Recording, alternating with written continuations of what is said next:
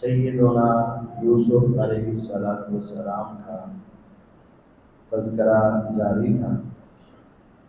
بھائی ان کے سامنے پہنچے اور انہوں نے اپنی غربت کا تذکرہ کیا، گھر کے حالات بتائے۔ تو یوسف علیہ السلام نے ان سے کہا، کیا تمہیں علم ہے کہ تم نے یوسف اور اس کے بھائی کے ساتھ کیا کیا؟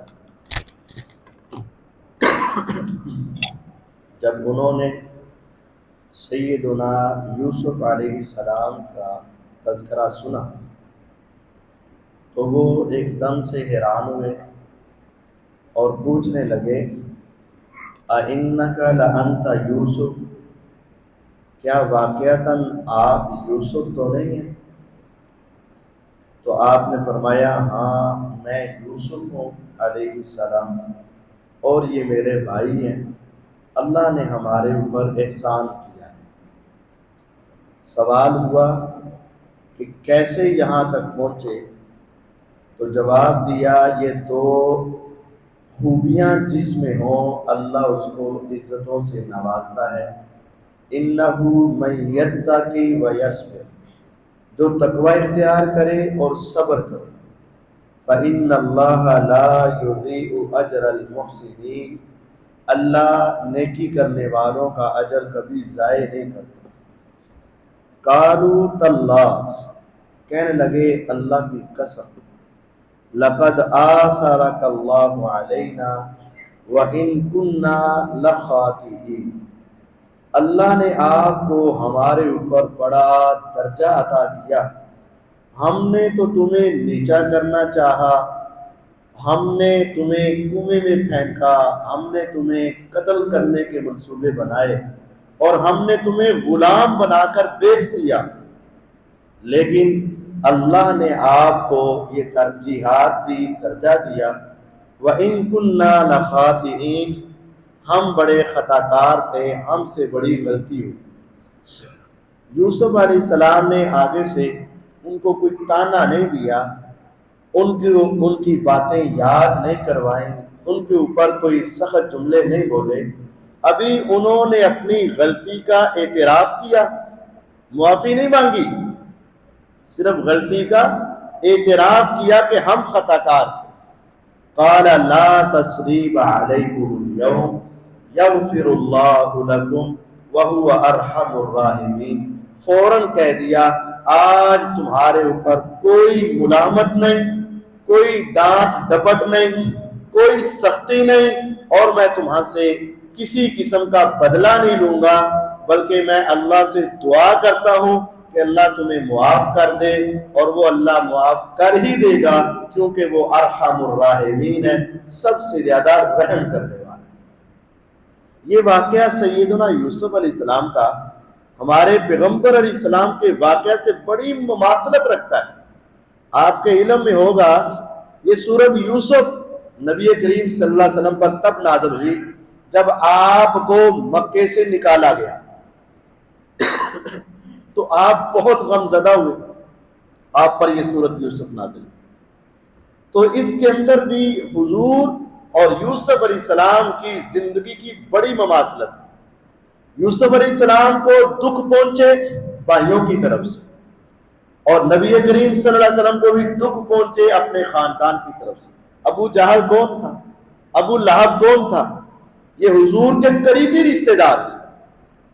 اور پھر یوسف علیہ السلام کو گہرے کنویں میں پھینکا گیا، اور نبی کریم صلی اللہ علیہ وسلم کو بھی بھاگ کر غار ثور میں چھپنا پڑا۔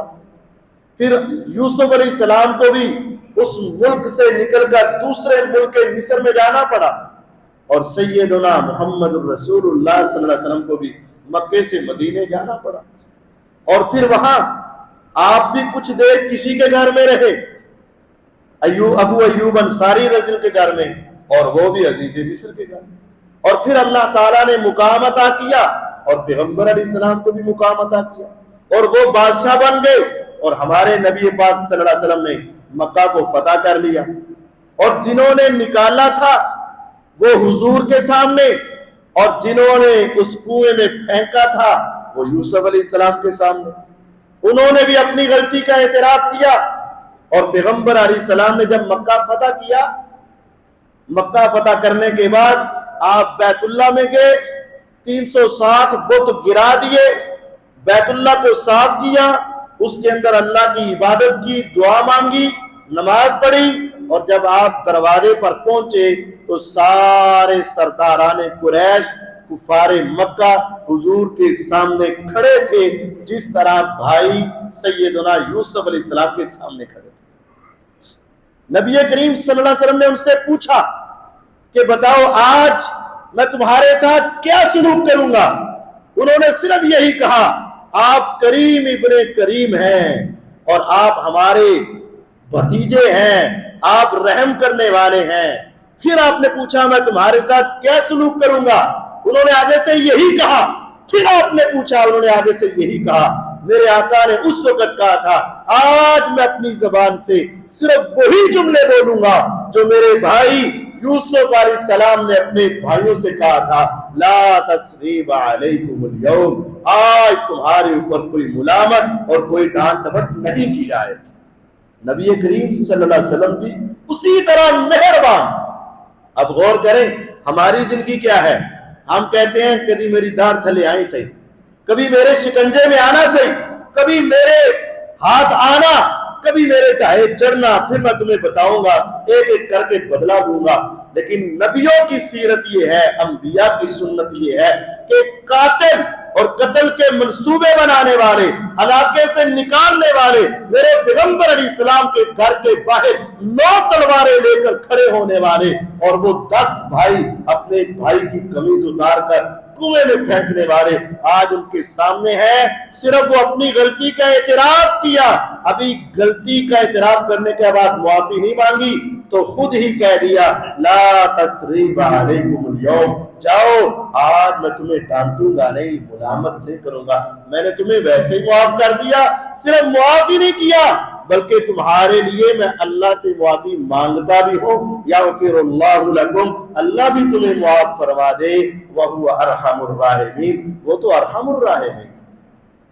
پھر کیا کہا، اذهبوا بقمیصی ھذا، میری یہ قمیض لے جاؤ، فَأَلْقُوهُ عَلَى وَجْهِ أَبِي يَأْتِ بَصِيرًا، یہ قمیض جا کر میرے باپ کے چہرے پہ ڈالنا، اس کی آنکھوں کی بینائی واپس آ جائے گی۔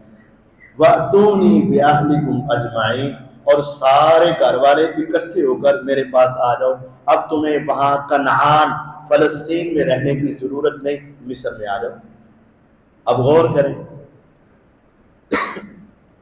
ان کو یاد تھا کہ میرے باپ میری جدائی کے غم میں بہت تڑپ رہے ہیں، اور جب جدائی کا غم پہنچا تھا تو اس وقت ان کے پاس کیا پہنچی تھی؟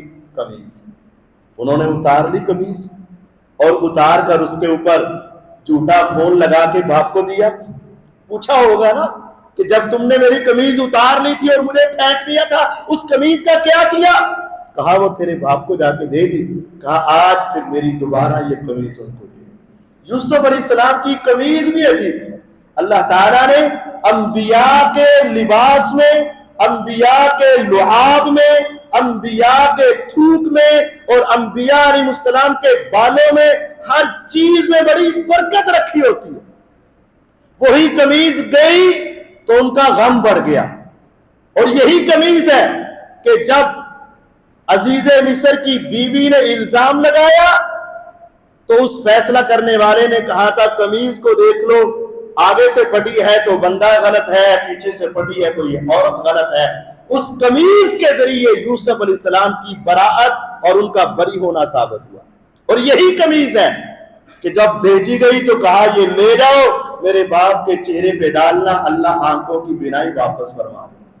اور یہ بات بھی غور رکھیں، میرا اللہ ہے جو جس کو چاہے اور جو مقام عطا کرنا چاہے کر دے۔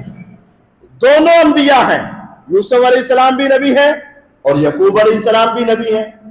ایک پیغمبر کی آنکھوں کی بینائی جا رہی ہے اور ان کے پاس 20 قمیضیں ہیں، اور ہو سکتا ہے وہ پرانی قمیض بھی سنبھال کے رکھی ہو، لیکن میرا رب جس میں چاہے شفا رکھ دے، جس میں چاہے نہ رکھے. ہو سکتا ہے پرانی قمیض بھی ان کے پاس ہو، اور سیدنا یعقوب علیہ السلام کا اپنا لباس تو تھا ہی تھا، لیکن اس لباس میں یہ معجزہ ظاہر نہ ہوا. اور سیدنا یوسف علیہ السلام کی تازہ قمیض جو ان کے جسم کے ساتھ لگی، وہ حضرت یعقوب علیہ السلام کے چہرے پہ ڈالی گئی، تو وہ آنکھوں کی بینائی اللہ نے واپس فرما دی. ہمارے نبی محمد صلی اللہ علیہ وسلم کے بھی ایسے 20 واقعات. سیدنا علی المرتضی رضی اللہ تعالی عنہ کی آنکھوں میں جب خیبر کے روز آنکھوں میں درد تھا تو حضور نے کیا کیا؟ اپنا لعاب ڈالا، آنکھیں درست ہو گئی. سیدنا عبداللہ بن عتیق رضی اللہ تعالی عنہ ایک یہودی کا قتل کر کے آئے. قتل کر کے جب اس کے گلے سے نیچے اتر رہے تھے تو سیڑھیوں سے گر کے ٹانگ ٹوٹ گئی. میرے آقا کے پاس آئے، حضور نے لعاب لگایا، ہاتھ پھیرا، ٹانگ درست ہو گئی. میرے پیغمبر علیہ الصلوۃ والسلام نے جب حجۃ الوداع کیا تو آپ نے اپنے بال منڈوائے اور آپ نے فرمایا یہ میرے بال صحابہ میں تقسیم کر دیے جائیں، ان کے اندر برکت ہے. اور سیدنا معاویہ رضی اللہ عنہ نے وہ بال اپنے پاس سنبھال کے رکھے اور کہا جب میں اس دنیا سے چلا جاؤں مجھے دفن کرنے لگو تو یہ بال میرے چہرے پر، میری آنکھوں پر، میرے ناک کے اوپر رکھ دینا، میرا رب اس کی برکت کی وجہ سے مجھے معاف فرما دے گا. صحیح بخاری اور مسلم کی روایت ہے، رسول اللہ صلی اللہ علیہ وسلم کا ایک جبہ ہے، سیدہ عائشہ، سیدہ اسماء بنت ابی بکر رضی اللہ عنہما انہوں نے سنبھال کے رکھا. کہتے ہیں جب ہمارے گھر میں کوئی مریض ہوتا، بیمار ہوتا، ہم حضور کے اس جبے کو پانی میں ڈبوتے، پانی میں بھگوتے، جبہ نکال لیتے، اس پانی سے کسی مریض کو غسل دیتے، مریض شفا یاب ہو جاتا. اللہ تعالیٰ نے انبیاء علیہ السلام کی چیزوں میں برکت رکھی.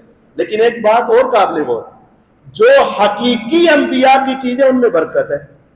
اپنی طرف سے بنانا، جھوٹی باتیں بنانا، جھوٹے قصے بنانا، جھوٹی جوتیاں بنا کر بادشاہی مسجد میں رکھ دینا، اور ایک گندا سا وہاں بستر رکھا ہوا ہے اور جھوٹ بولا جاتا ہے کہ یہ حضور علیہ السلام کا بستر ہے، اور ایک گندی کی ٹوپی رکھی ہوئی ہے کہ یہ حضور سی پگڑی ہے. یہ جھوٹ ہے، اس کا حقیقت کے ساتھ کوئی تعلق نہیں. حضور علیہ السلام کی نہ جوتیاں ہمارے پاس ہیں، نہ ان کے لباس ہمارے پاس ہیں، نہ ان کے بال ہمارے پاس ہیں، نہ ان کا گدا اور بستر ہمارے پاس ہے. یہ جھوٹ ہے اور پیغمبر علیہ السلام کی توہین ہے. اس طرح کے گندے جوتے اور گندے لباس حضور علیہ السلام کے نہیں تھے. اور اللہ کی قسم اگر آج پیغمبر علیہ السلام کے بال حقیقی طور پر دنیا میں موجود ہوں، یا ان کے لباس موجود ہوں، یا ان کے جوتے موجود ہوں، یا ان کے گدے موجود ہوں، تو اہل ایمان اپنی ساری زندگی کی تمام جمع پونجیاں دے کر اس کو حاصل کرنے کی ہر ممکن کوشش کر لیں. لیکن ایسا کوئی وجود حقیقی طور پر، ثبوت کے طور پر ہمارے پاس موجود نہیں ہے. بعض لوگوں نے اپنے بس لوگوں کو اکٹھا کرنے کے لیے، محفل کو زیادہ کرنے کے لیے، یہ بھی اشتہارات پہ لکھا ہوتا ہے ہاں محفل بھی ہوگی اور ساتھ حضور کے منہ مبارک کی زیارت بھی ہوگی. منہ مبارک کیا ہے؟ یہ حضور علیہ السلام کا بال ہے. تو بھئی تمہیں کہاں سے مل گیا؟ بس مل گیا. یہ جھوٹ ہے، ان کی حقیقت کے ساتھ کوئی تعلق نہیں ہے. ہاں جو انبیاء علیہ السلام کی حقیقی چیزیں ہیں ان کے اندر اللہ تعالیٰ نے برکت رکھی. فرمایا میری اس قمیض کو لے جاؤ اور میرے والد کے چہرے پہ ڈالنا، یاتی بصیرہ، ان کی نگاہ واپس آ جائے.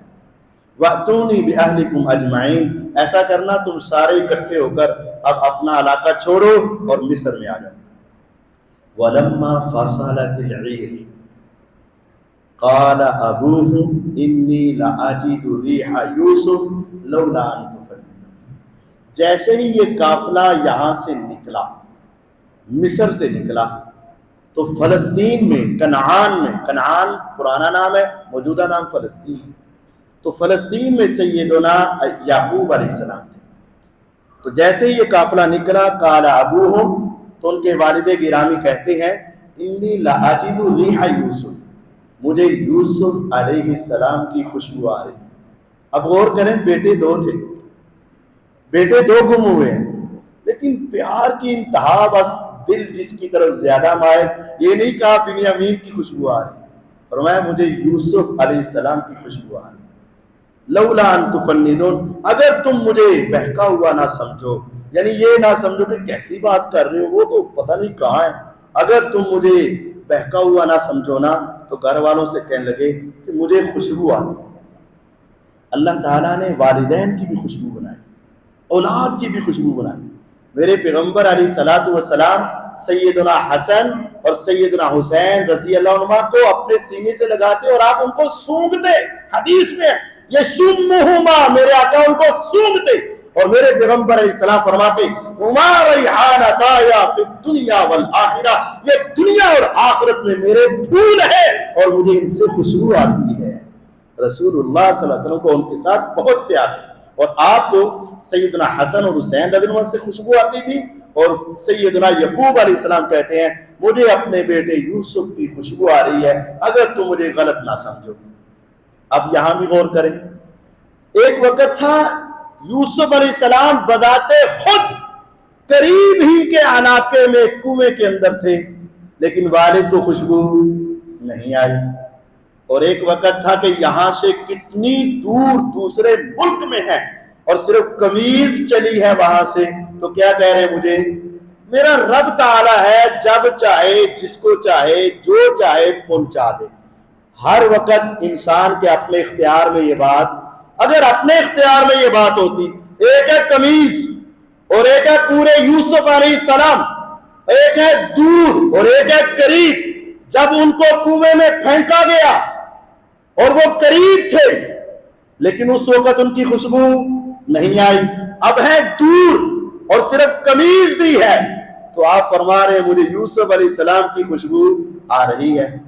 فلما ان قالوا تاللہ انک لفی ضلالک القدیم، جب انہوں نے کہا نا مجھے یوسف علیہ السلام کی خوشبو آ رہی، تو گھر والوں نے کہا اللہ کی قسم آپ تو پرانی سوچوں میں پڑے ہوئے ہیں، کتنے سال ہو گئے، 25 30 سال 40 سال ہو گئے، آپ کو وہ بھولتا ہی نہیں، کہاں آئے گا وہ زندہ واپس، آپ تو پرانی سوچوں میں پڑے ہوئے.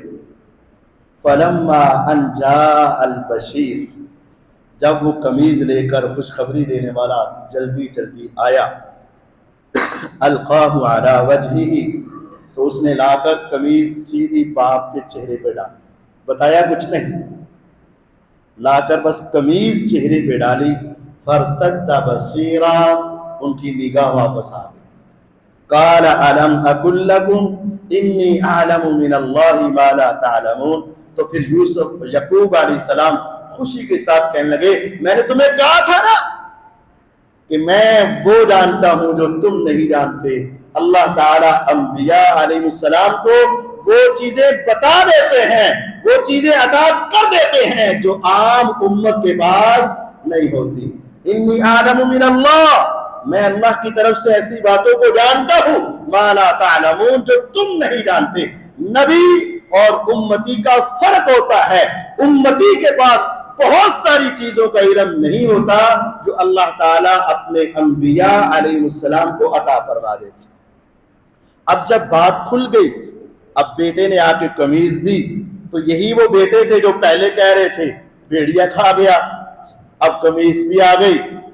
کہنے لگے یا ابانا استغفر لنا ذنوبنا انا کنا خاطئین، اے ہمارے ابا جان ہمارے لیے اللہ سے معافی مانگ دیں، ہم نے غلطی کی ہے، ہم خطا کار تھے.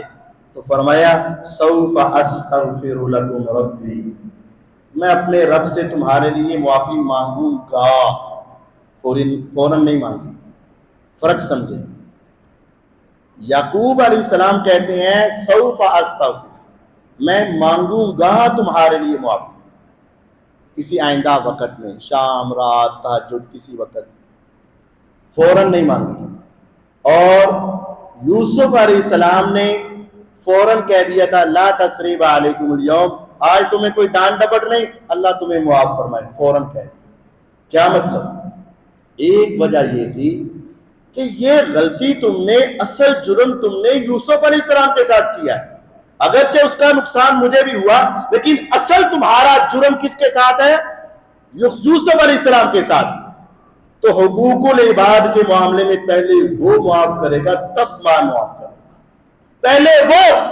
پہلے ان سے پوچھا جائے گا، اگرچہ میں والد ہوں لیکن جس کے ساتھ تم نے زیادتی کی، ابھی ان کو پتا نہیں تھا کہ یوسف علیہ السلام نے ان کو معاف کیا یا نہیں کیا، تو کہا ہاں معافی مانگوں گا، لیکن کچھ دیر بعد یعنی یوسف علیہ السلام سے پوچھوں گا، ان سے ملوں گا، اگر وہ کہیں گے میں نے معاف کر دیا تو پھر میں تمہارے لیے بھی معافی مانگ لوں گا۔ حقوق العباد کا معاملہ بہت سنگین ہے، اپنی طرف سے اپنے آپ کو بچاؤ اور اپنی طرف سے کسی کو بھی ظلم کرنے کی کوشش نہ کرو۔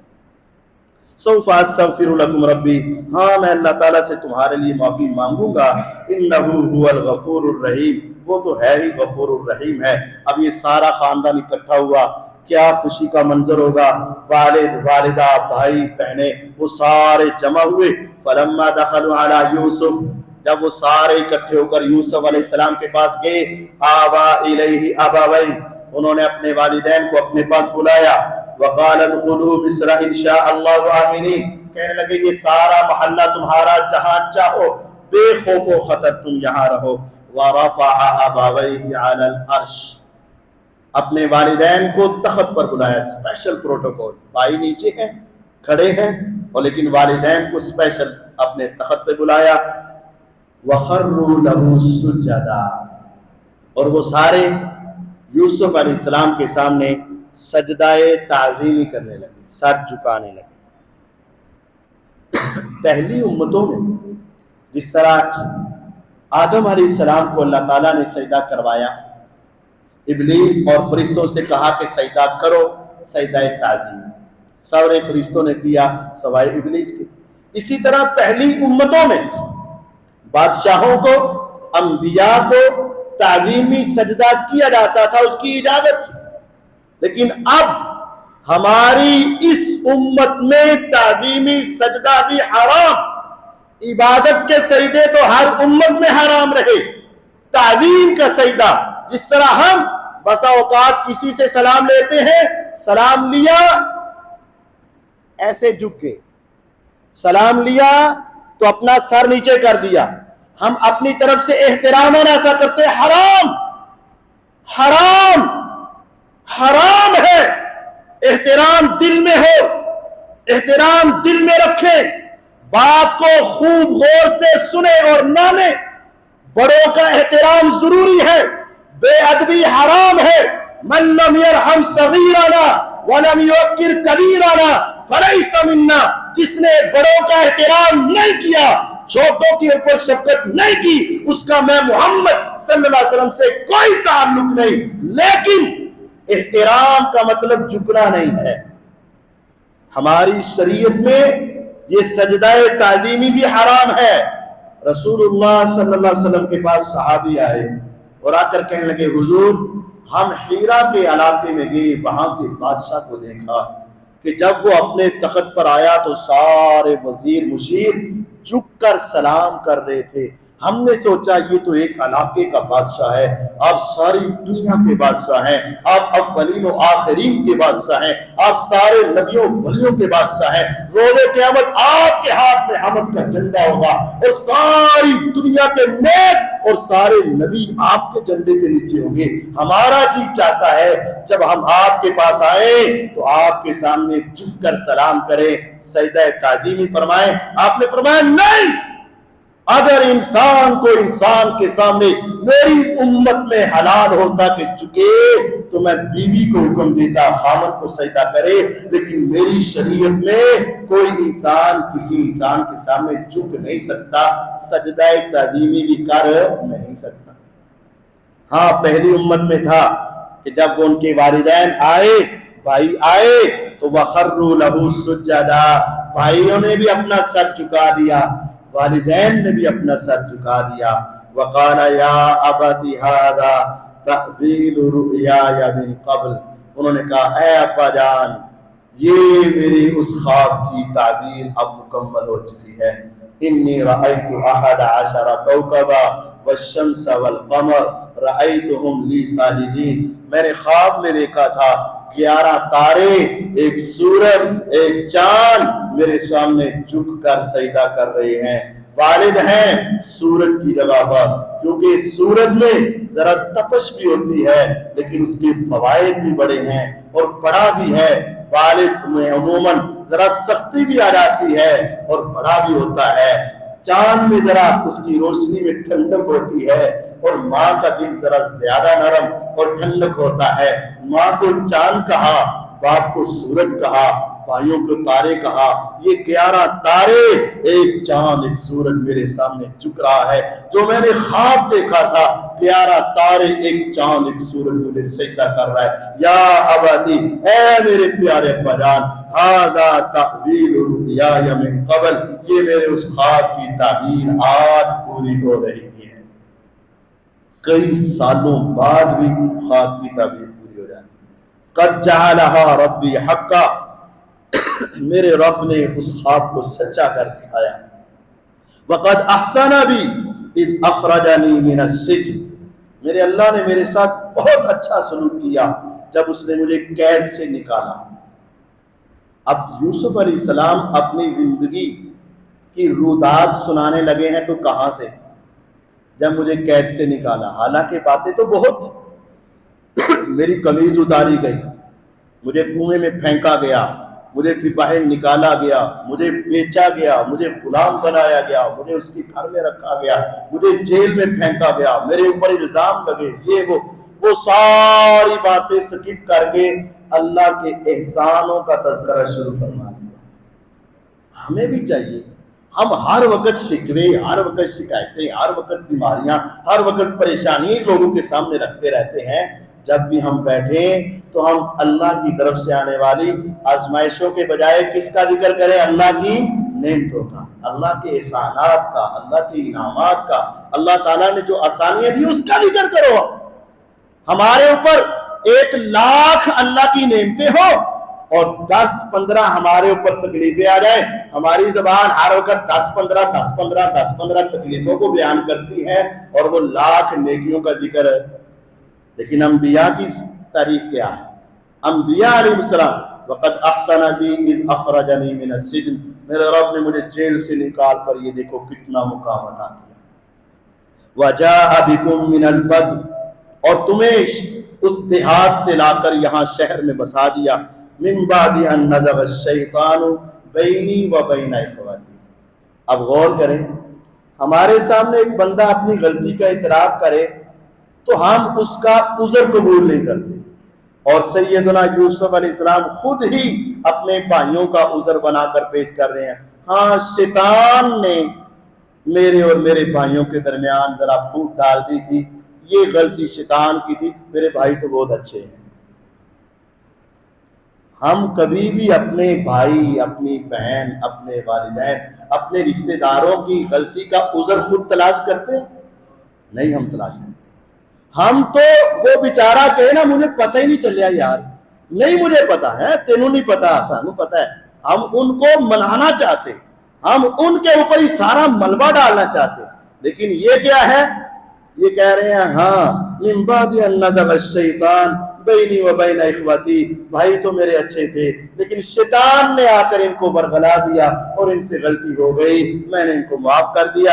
ان ربی لطیف لما یشاء، میرا رب جو چاہتا ہے اس کے لیے بڑی باریکی سے وہ کام سارا کر جاتا ہے۔ لطیف کا معنی ہوتا ہے میرا رب جو کام کرنا چاہے ایسے انداز میں کر دے کہ کسی کو پتا بھی نہ چلے۔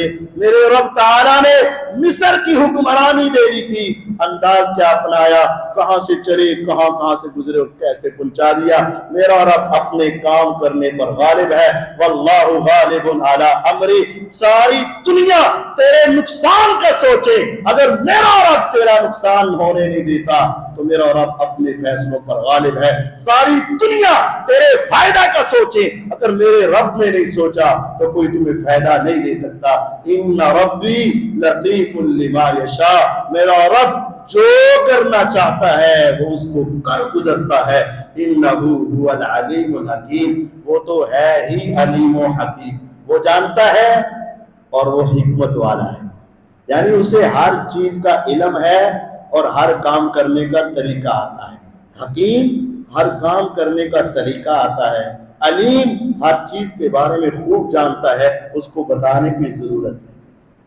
اب یہ ساری باتیں ہو گئی، والدین مل گئے، بھائی مل گئے، مصر کے علاقے میں آ گئے اور ان کی معافی تلافی ہو گئی، آرام سکون سے رہنے لگے۔ اب ان کی ساری غربت و افلاس ختم، باپ کے سارے غم ختم، بیٹے کی ساری جدائیاں ختم۔ اب اس کے بعد جب انسان کی زندگی ایک موڑ تک پہنچ جائے نا، 40 سال سے زیادہ ہو جائے، اب اس کو آخرت کی فکر کرنی چاہیے۔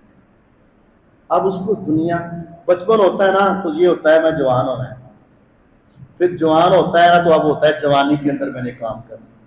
جب انسان بڑھاپے کی طرف چلا جائے، اب بڑھاپے کے آگے کچھ نہیں سوائے موت کے۔ بچپن میں ایک تمنا ہوتی ہے جوانی، اور جوانی میں پھر بھی ہوتا ہے لے بڑھاپا، اور جب انسان بڑھاپے میں آ جائے تو آگے صرف ایک ہی کیا ہے، موت۔ تو سیدنا یوسف علیہ السلام جب اس موڑ پر پہنچ گئے، 40 سال سے بڑی عمر ہو گئی اور وہ خوابیں پوری ہوگی، والدین مل گئے، سب کچھ ہو گیا، اب ان کی دعا شروع ہو گئی۔ اور یہ دعا ہمیں کرنی چاہیے، اور دعا کا طریقہ اور سلیقہ سمجھ۔ رب قد آتیتنی من الملک، دعا شروع کی رب ڈائریکٹ، ربی اے میرے رب۔ حالانکہ باپ بھی نبی ہے، دادا بھی نبی ہے، پردادا بھی نبی۔ باپ کا نام یعقوب علیہ السلام، دادا کا نام سیدنا اسحاق علیہ السلام، پردادا کا نام سیدنا ابراہیم علیہ السلام۔ اس وقت تک سارے نبیوں میں سے اعلیٰ پیغمبر کون تھے؟ سیدنا ابراہیم علیہ السلام، کیونکہ ہمارے آقا تو ابھی آئے نہیں۔ سارے نبیوں کے امام کون تھے؟ سیدنا ابراہیم علیہ السلام۔ کیا یوسف علیہ السلام نے اپنی دعا میں اپنے باپ کا تذکرہ کیا، اپنے دادا کا واسطہ ڈالا، اپنے پردادا کا واسطہ ڈالا؟ نہیں ڈالا۔ اگر انبیاء علیہ السلام اللہ سے دعا کریں اور وہ ڈائریکٹ کریں تو ہمیں بھی یہی سکھایا گیا ہے کہ جب تم نے دعا کرنی تو ڈائریکٹ کرنی، اور یہ سکھایا اور تم بھی سکھاتے ہو۔ بچہ ذہین نہ ہو، ذہن نہ چلتا ہو تو کیا کہتے؟ بیٹا پڑھا کر ربی زدنی، پڑھتے ہو نا ربی، رب اس وقت سن لیتا ہے ڈائریکٹ، ہاں اس وقت سن لیتے۔ اور کہنا ہو اس کا سینہ کھول دے تو کہتے ہو ربی شرح لی صدری۔ پڑھاتے ہو کہ نہیں؟ پڑھاتے ہو، پڑھتے بھی۔ میرا اللہ تعالیٰ اس وقت سن لیتا ہے، ہاں سن لیتا ہے۔ اور بچے کو نماز سکھاتے تو کہتے بچہ پڑھ ربی جعلنی مقیم الصلاۃ ومن ذریتی ربنا وتقبل دعا۔ اللہ تعالیٰ وہ سنتے ہیں، ہاں سنتے ہیں۔ تو پھر تم کیوں کہتے ہو میری سنتا ہی نہیں، تیری موڑتا ہی نہیں، میری ایدے ایدی ہو جائے؟ پھر یہ کیوں کہتے ہو ہم بڑے گناہگار ہیں، ہماری سنتا ہی نہیں؟ کیوں کہتے ہو کہ میری اس کے آگے، اس کی اس کے آگے؟ کیوں کہتے ہو کہ ہاں جی چھت پر چڑھنا ہو تو سیڑھی کی ضرورت ہے، ربی زدنی میں ضرورت نہیں ہے تمہیں، ربی شرحلی میں ضرورت نہیں ہے تمہیں، ربنا آتنا فی الدنیا حسنہ میں ضرورت نہیں ہے تمہیں، ربنا ظلمنا انفسنا میں ضرورت نہیں ہے تمہیں، ربی جعلنی مقیم الصلاۃ میں ضرورت نہیں ہے تمہیں؟ نہیں ہے۔ میرا رب تمہاری شہرت سے بھی زیادہ قریب ہے، اور میرا رب تمہیں کہتے ادعونی، مجھے ڈائریکٹ پکارو، استجب لکم، میں تمہاری ڈائریکٹ سنوں گا، کسی کے واسطے وسیلے طفیل صدقے کی ضرورت نہیں ہے تمہیں۔ انبیاء علیہ السلام کی یہ دعا رب قد آتیتنی من الملک، دعا کا آغاز کیا تو اللہ کے احسانات کا ذکر کیا۔ دعا کا آغاز کرو تو پہلے اللہ کی نعمتوں کا تذکرہ کرو۔ اے میرے رب، انہوں نے اپنی کیا، اے میرے رب تو نے مجھے بادشاہت عطا کی، تم اپنا کرو۔ اے میرے رب تو نے مجھے صحت عطا فرمائی، اے میرے رب تو نے مجھے حسن عطا فرمایا، اے میرے رب تو نے میرے اوپر انعام کیا، مجھے نیک صالح اولاد عطا فرمائی، میرے اچھے رشتہ دار دیے، میرے اچھے ہمسائے دیے، اچھے والدین دیے، اچھا تو نے مجھے دنیا میں رکھا۔ اللہ کی نعمتوں کا تذکرہ کرو، نہ شکری کے کلمات نہ نکالا کرو، بلکہ اللہ کی تعریف اور اللہ تعالیٰ کی نعمتوں کا تذکرہ کرو۔ رب قد آتیتنی من الملک، اے میرے رب تو نے مجھے ملک دیا، بادشاہت دی۔ اچھا یہاں ایک اور مسئلہ بھی حل کر دیں۔ کہا جاتا ہے کہ جناب سیدنا معاویہ رضی اللہ عنہ نے خلافت کو ملوکیت میں بدل دیا اور یہ دین کا بیڑا غرق ہو گیا۔ خلافت کو ملوکیت میں، بادشاہت میں بدل دیا اور دین کا بیڑا غرق ہے۔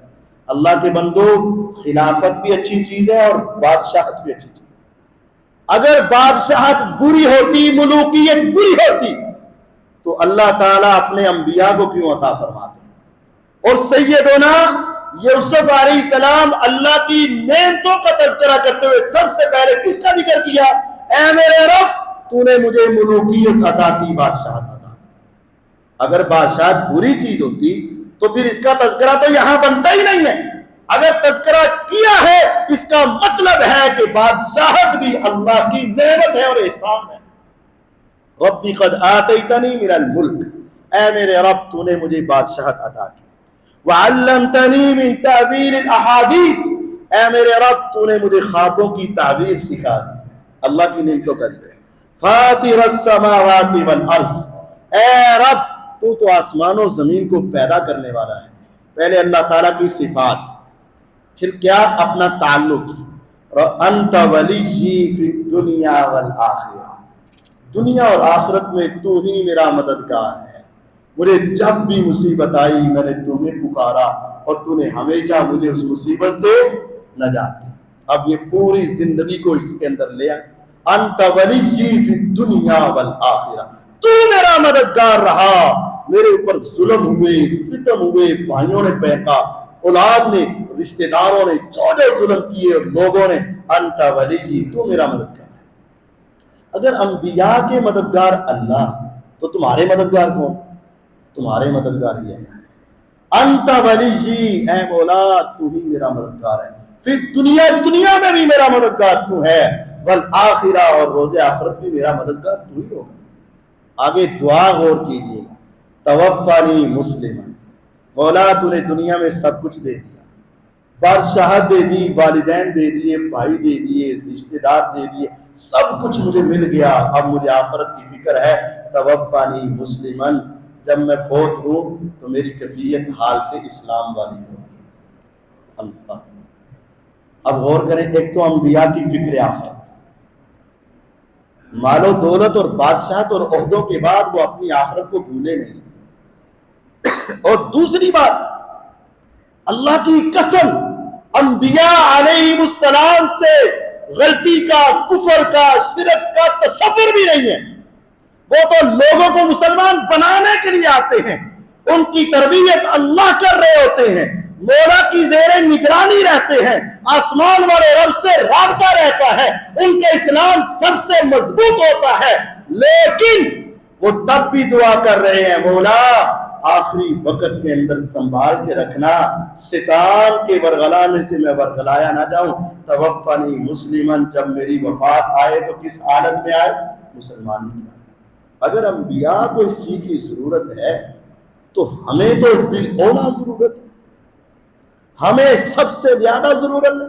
ہمارا ایمان ان انبیاء کے بعد مقابلے میں بہت کمزور ہے، ہمارے گناہ بہت زیادہ اور ان کے گناہ کوئی نہیں، اور ہمارا ایمان بہت کمزور اور ان کا سب سے مضبوط، اور ان کا رب سے ڈائریکٹ رابطہ اور ہمارا رابطہ کوئی نہیں، اور ہم فتنوں میں مبتلا اور ان کو فتنہ کوئی نہیں۔ اس کے باوجود وہ کہہ رہے ہیں توفانی مسلمن، مولا جب میں اس دنیا سے جاؤں تو میں تیرا تابع دار اور فرما بردار ہوں۔ کیوں؟ انما الاعمال بالخواتیم، اعمال کا دار و مدار خاتمے پر ہے۔ جس کی پہلی زندگی اچھی لیکن آخر میں آ کر کفر، شرک، گناہ میں گیا، پہلی زندگی کوئی فائدہ نہیں دے گی، برباد ہو گیا۔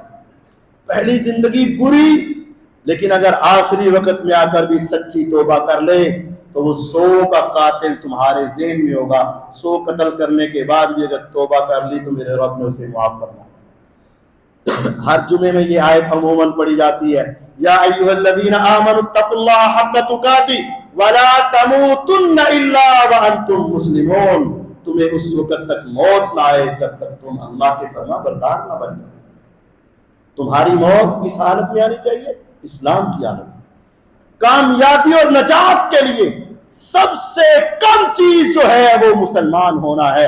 اگر کوئی بندہ مسلمان ہے، کامیاب ہے، آگے اس کی نیکیاں زیادہ ہیں تو درجات بلند ہوتے چلے جائیں گے، لیکن کامیابی کے لیے ایک لازم شرط ہے، وہ اسلام ہے۔ اگر اسلام نہیں، اس کی کوئی نیکی اللہ کے ہاں قبول نہیں. اس وجہ سے کہا گیا وَلَا تَمُوتُنَّ إِلَّا وَأَنْتُمْ مُسْلِمُونَ. جب تمہیں موت آئے تو کم از کم تم مسلمان ضرور ہو تاکہ روز قیامت تمہاری نجات کا ذریعہ بن جائے. مسلمان ہونا اور مسلمان مرنا اللہ کی قسم یہ روئے زمین کی سب سے بڑی نعمت. کیوں؟ اگلا جہان، اگلی زندگی، اگلا وقت جو کبھی ختم نہیں ہوگا، اس کے اوپر خوشیاں اور اس کے اوپر عذاب کا دار و مدار اسلام پر ہے. اسلام ہے تو یہ ہمیشہ کی جنت میں رہے گا، اگرچہ درجات کم یا زیادہ ہوں، لیکن اگر اسلام ہی نہ ہوا تو پھر اس کی نجات کبھی ممکن نہیں ہے. یہ دعا پڑھتے رہو، ربنا لا تزغ قلوبنا بعد اذ ہدیتنا. اے مولا ہمارے پاس اتنی سمجھ نہیں تھی، ہمارے پاس اتنا ذہن نہیں تھا. اگر تو چاہتا تو ہمیں ہندوؤں کے گھر میں پیدا کر دیتا مولا، اگر تو چاہتا تو سکھوں کے گھر میں پیدا کر دیتا، اگر تو چاہتا تو مرزائیوں کے گھر میں پیدا کر دیتا. مولا یہ تیرا فضل اور کرم ہوا کہ تو نے ہمیں مسلمانوں کے گھر میں پیدا کیا اور تو نے ہمیں مسلمان بنایا. ربنا لا تزغ قلوبنا بعد اذ ہدیتنا. جب اتنا فضل کیا کہ تو نے ہمیں مسلمانوں کے گھر میں پیدا کیا اور ہدایت دے دی، توحید دے دی، اب ہمیں اس سے گمراہ نہ کرنا، ہمارے دلوں کو ٹیڑھا نہ کرنا، ہمیں اس دین سے پیچھے نہ کرنا.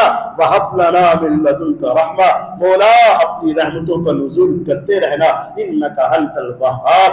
تو تو بہت عطا کرنے والا ہے. جب تو نے اتنا کرم کر دیا میرے اوپر، اتنا فضل کر دیا میرے اوپر کہ مجھے مسلمان پیدا کیا، مسلمانوں کے گھر میں پیدا کیا، اب میرے دل کو سیدھا رکھنا. جب میں اس دنیا سے جاؤں تب بھی میرا دل تیرے ایمان اور اسلام کے ساتھ سرشار ہو. توفانی مسلمان، یہ دعا مانگا کرو. توفانی مسلمان، میری موت آئے تو اسلام کی حالت. اب یہاں توفانی مجھے فوت کرنا، اس کا مطلب انبیاء علیہ السلام فوت ہوتے ہیں. توفانی مسلمان، مجھے وفات آئے تو کس حالت میں؟ اسلام کی. اس کا مطلب فوت ہے. تو یہ کہنا انبیاء زندہ ہیں. اللہ کے بندو انبیاء اس دنیا میں نہیں ہیں.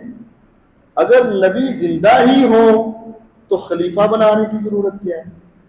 اگر انبیاء علیہ السلام زندہ ہی ہو تو یہ نظام اور نمازیں ہمیں پڑھانے کی ضرورت کیا ہے؟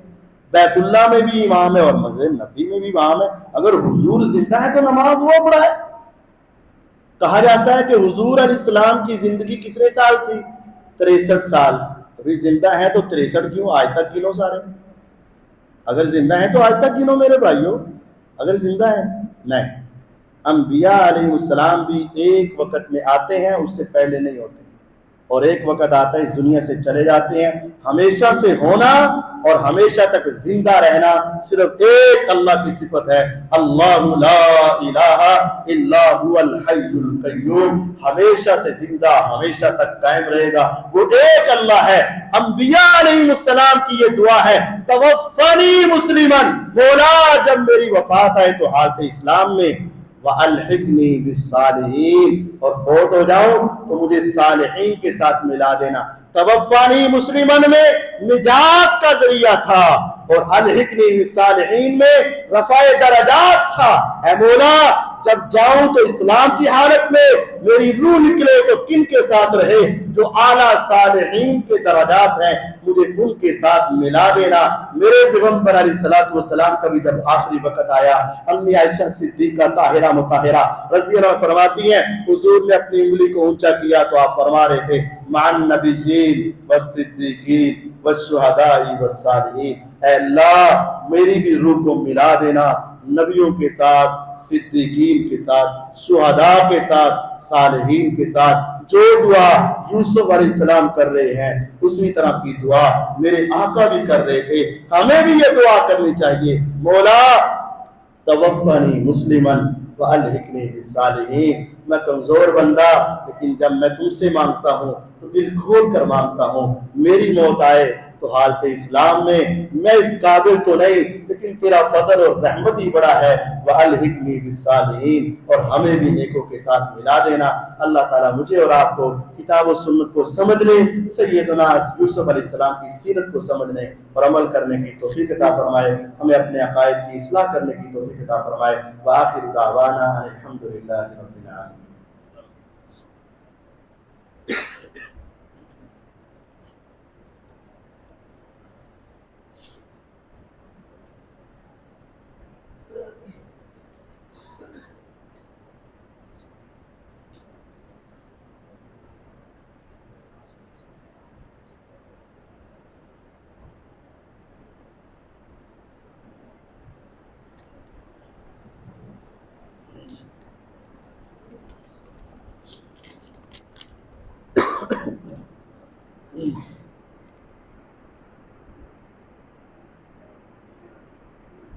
یہ 3 سوال ہیں، مختصر جواب دے دیتا ہوں، 4 سوال ہیں بلکہ، اور تفصیلی جواب چاہیے تو بعد میں انشاءاللہ نماز کے بعد آپ مل سکتے ہیں۔ کیا نبی پاک صلی اللہ علیہ وسلم نے کبھی فرمایا تھا کہ علی رضی اللہ عنہ کو دیکھنا عبادت ہے؟ نہیں، یہ غلط ہے۔ کیا امیر المومنین معاویہ رضی اللہ عنہ نے حضرت علی پر لعنت کروائی تھی؟ نہیں، یہ دنیا کا بہت بڑا جھوٹ ہے۔ حدیث ثقلین سے کیا مراد ہے؟ رسول اللہ صلی اللہ علیہ وسلم نے فرمایا تھا میں تمہارے اندر 2 وزنی چیزیں چھوڑ کر جا رہا ہوں، ایک اللہ کی کتاب ہے اور ایک میرے اہل بیت ہیں، ان کے ساتھ تعلق رکھنا، ان کے ساتھ محبت رکھنا، اسی کے اندر کامیابی اور کامرانی۔ تو قرآن کے ساتھ تعلق رکھنا کامیابی ہے اور اہل بیت کو سمجھنا کامیابی ہے۔ پہلے کئی مرتبہ یہ حدیث بیان بھی کی جا چکی ہے، صحیح مسلم کے اندر یہ روایت موجود ہے۔ اب سر جو نوجوان کرپٹو کرنسی اور بٹ کوئن کا کاروبار آن لائن کرتے ہیں کیا وہ ٹھیک ہے؟ نہیں پیارے بھائی، یہ بٹ کوئن اور کرپٹو یہ کرنسی ہے ہی نہیں، یہ صرف اس کو کرنسی کا نام دیا گیا ہے، در حقیقت یہ ایک دھوکہ اور فراڈ ہے، یہ کرنسی نہیں ہے۔ ہاں چل رہی ہے لیکن حقیقی اعتبار سے یہ کرنسی نہیں ہے اور یہ سونے چاندی کا متبادل نہیں ہے، اس وجہ سے اس سے بچنا چاہیے۔ تفصیل جمعے کے بعد ملاقات میں ہو سکتی ہے۔ ان الحمد للہ نحمده ونستعینه ونستغفره ونعوذ باللہ من شرور انفسنا ومن سیئات اعمالنا من يهده الله فلا مضل له ومن يضلل فلا هادي له اشهد ان لا اله الا الله وحده لا شريك له واشهد ان محمدا عبده ورسوله صلی اللہ علیہ وسلم۔ آج سیدنا یوسف علیہ السلام کی سیرت کا واقعہ مکمل ہوا ہے، لیکن اس یوسف سورت آگے باقی ہے، انشاءاللہ اگلے جمعے میں بیان کی جائے گی۔ جو شخص پریشان ہو، غمزدہ ہو، وہ سورت یوسف کو توجہ سے پڑھے، موقع موقع لمحہ لمحہ ہر ایک جگہ پر ہمیں خوشی اور اللہ کی رحمت اور اللہ کی طرف سے مشکلات سے نکلنے کے راستے ہمیں نظر آئیں گے، اور یہ بات معلوم ہوگی کہ اللہ تعالیٰ ہی وہ ذات ہے جو ہر کام کرنے پر قادر ہے۔ مایوس افراد اگر اس کو پڑھیں ان کی مایوسی ختم ہوتی ہے، عقیدے کی نگاہ سے پڑھیں تو عقائد کی اصلاح ہوتی ہے اور ایمان کے اندر تازگی آتی ہے۔ اللہ تعالیٰ ہمیں پڑھنے، سمجھنے اور اپنے عقائد کی اصلاح کرنے کی توفیق عطا فرمائے۔ وآخر دعوانا الحمد للہ۔